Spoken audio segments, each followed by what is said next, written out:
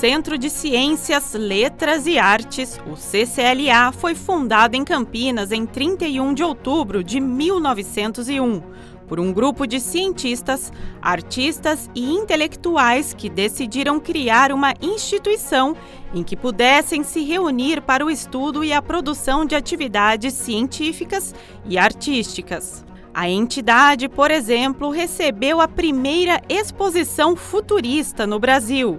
Segundo o presidente do CCLA e também vice-presidente da Associação Brasileira Carlos Gomes, de Artistas Líricos, a ABAL, a Pinacoteca reúne aproximadamente 180 obras de vários pintores. Está tudo aqui, né? Livros, pinturas, né? Em quadros, a óleo, de grandes artistas. Só para mencionar um que tem sido muito falado, o Lazar Segal, né? Que foi um extraordinário artista plástico, pintor, né? Ele fez a primeira exposição dele no Brasil, né? Desde que ele chegou do seu país, da Europa, Lituânia, se eu não me engano.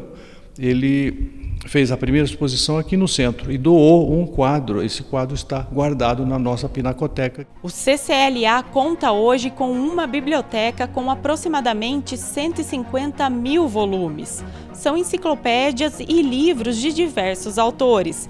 Inclusive, aqui tem um espaço dedicado exclusivamente para os escritores de Campinas. Obras raras que datam desde 1500.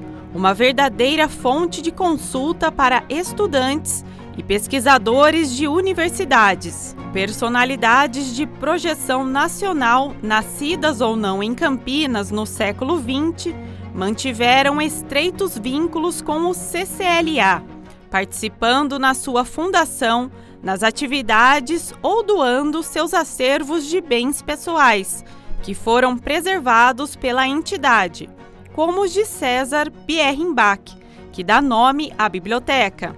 No espaço, ainda é possível conferir a história de dois importantes campineiros.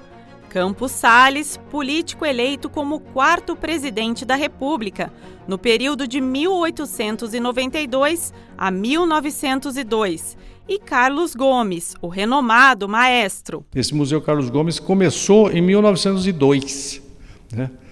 Foram os primeiros manuscritos do Carlos Gomes, que o irmão dele, o José Pedro Santana Gomes, ainda vivia, né? Ele era 2 anos mais velho que o Carlos Gomes. Carlos Gomes morreu em 1896 e o Santana Gomes em 1908.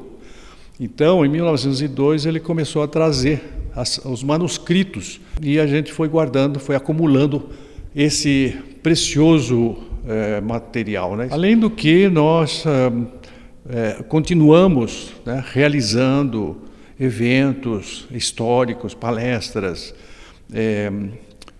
oferecendo recitais, né? Aqui passaram grandes pianistas, tocou aqui Fernão Lopes, tocou também a Madalena Taliaferro, Eudóxia de Barros, a Estelinha Epstein, grandes pianistas de Campinas, a Dalva Tírico, né? E também cantores, grandes cantores, né? A própria Nilza de Castro Tanque, né? Que é uma glória para a cidade, né? Cujo acervo nós recebemos da família. O auditório, com capacidade para acomodar 220 pessoas, já cedeu seu palco para espetáculos como o monólogo de Procópio Ferreira e para a apresentação de artistas de repercussão nacional e internacional. No início do século XXI, o CCLA continua com o empenho de valorizar diversas linguagens artísticas e de promover reflexões permanentes em vários segmentos. Em 2010, o prédio localizado no centro da cidade foi tombado pelo Conselho de Defesa do Patrimônio Cultural de Campinas, o CONDEPAC. A contribuição do Centro de Ciências está preparada para oferecer a quem pesquisa, a quem vem aqui explorar, né, esse passado da cidade, os materiais, os documentos, né, os testemunhos escritos que relatam todo esse passado. Então, eu diria que aqui é como se fosse um túnel do tempo. Se você quisesse visitar, né, os primórdios da cidade, né, e todo o seu desenvolvimento, aqui você vai encontrar, né, tanto na parte de arquivo fotográfico, né, como arquivo de literatura, né, e também das artes em geral.